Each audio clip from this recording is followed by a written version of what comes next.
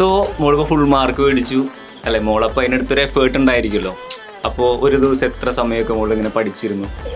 സമയം വെച്ചിട്ടല്ല, അന്ന് പഠിക്കാൻ എത്ര വേണമെന്ന് നോക്കും, എന്നിട്ട് അത് പഠിക്കും. ഒരു ദിവസം ഏകദേശം എത്ര മണിക്കൂർ? 3-4 മണിക്കൂർ. Okay okay, very good very good. എല്ലാ ദിവസവും പഠിക്കായിരുന്നു?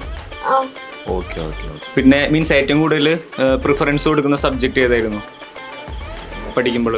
ഡിഫിക്കൽട്ടി ലെവൽ വെച്ചിട്ടോ അല്ലെങ്കിൽ ഇഷ്ടം കൊണ്ടോ? ഫിസിക്സ് കൂടുതൽ പഠിക്കും. ഇഷ്ടം കൊണ്ടാണോ അതോ ഡിഫിക്കൽട്ട്? ഇഷ്ടമാണ്. Very good very good. Okay okay okay. പിന്നെ പല കുട്ടികളും എന്താ പറയുന്നത്, ബുദ്ധിമുട്ട് പറയുന്നത് ലാംഗ്വേജ് ആണല്ലേ. ഈ ലാംഗ്വേജിൽ മാർക്ക് പോകുന്ന എല്ലാവർക്കും ബുദ്ധിമുട്ടുണ്ട്. അപ്പോൾ അതൊന്ന് ഓവർകം ചെയ്യാനായിട്ട് മോൾ എന്താ ചെയ്തിരുന്നത്? ഞാൻ കുറെ ടെക്സ്റ്റ് ചാപ്റ്റേഴ്സ് വായിച്ചു. പിന്നെ ഗൈഡിലുള്ളത്. അതെ അതെ, മീൻസ് ആ സമ്മറി അത് പഠിക്കുമല്ലേ. Okay okay. പിന്നെ ഫോർമാറ്റ്സ് ഒക്കെ നോക്കി വെച്ച്. ഓക്കെ.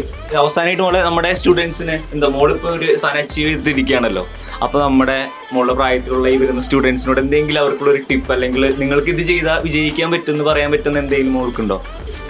കുറെ പ്രാവശ്യം റിവിഷൻ ചെയ്യുകയാണെങ്കിൽ എല്ലാതും ഓർമ്മയുണ്ടാവും. യെസ് യെസ്, അതെ അതെ. അപ്പൊ റിവിഷൻ ചെയ്യണം അല്ലേ? Yes yes. അപ്പൊ നമ്മൾ പഠിച്ച കാര്യങ്ങൾ എല്ലാവരും മറന്നു അല്ലേ?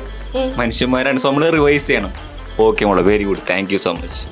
മിടുക്കിയായിട്ടുള്ള കുട്ടിയാണല്ലേ സാർ? വളരെ മിടുക്കിയാണ്, നമ്മൾ കണ്ടതിൽ വളരെ മിടുക്കിയായിട്ടുള്ള കുട്ടിയാണ്. Yes yes.